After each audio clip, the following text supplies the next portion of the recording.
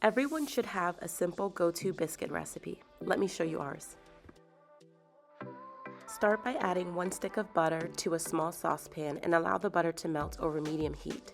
You don't want the heat too high because you don't want to brown the butter. Once the butter's melted, you see it looks just like this, and go ahead and turn off the heat and set it aside and allow it to cool.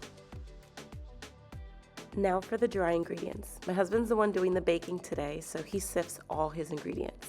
You take your all-purpose flour and go ahead and sift it through if you like. If you ask me, I never sift anything, and that's okay.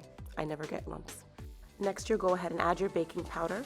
There'll be a link in the description box which has the full recipe with all of the exact measurements. Then go ahead and add the white granulated sugar.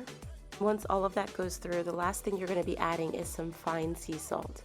Now he always goes ahead and pre-grinds down some sea salt, and he's sure to use the fine setting. So then go ahead and whisk everything together. Do take the time to make sure that everything's mixed in well, and once you're satisfied, let's get ready to combine with the wet.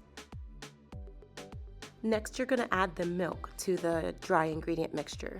We use reduced fat milk. You can feel free to use any type of milk you like. You can combine with like buttermilk. We've tried that in the past. Don't really love the taste, but you can do whatever you prefer. So eventually you'll start to see that the batter starts to look kind of like a wet dough mixture. And this is the kind of consistency that you're looking for. Through trial and error, we've found that using a silicone spatula really kind of helps to mix it all in.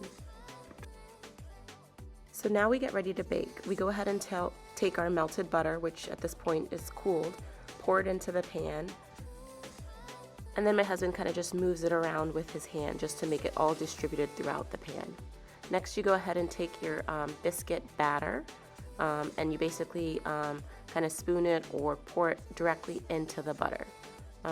This is why people call it swim butter biscuits, because basically the biscuits are swimming in butter. So next we take a spatula and basically use it to really move around the butter to form a nice layer on top. This is kind of what really gives the biscuits their nice golden color. So really do take the time to kind of smooth everything around. We take much longer to do this than we show for this video. Next, you're going to go ahead and put the biscuits directly into the preheated oven. Note, we never pre-cut our biscuits because we want to be able to determine the size of our biscuits once we're done. After just 35 minutes, the biscuits are ready, and we go ahead and take them out and set them on top of the stove. At this point, we do allow the biscuits to cool briefly, and then after some time, we do take a knife and decide to cut it according to size. So I cut it into just 2 large pieces here, and that's basically because I use these biscuits to make a delicious breakfast sandwich, which the recipe is coming up soon. One last special tip is that if you notice, we directly pour the batter into the pan along with the butter. However, I recommend that you actually pre-line this pan with parchment paper. See my video descriptions below on how to do that.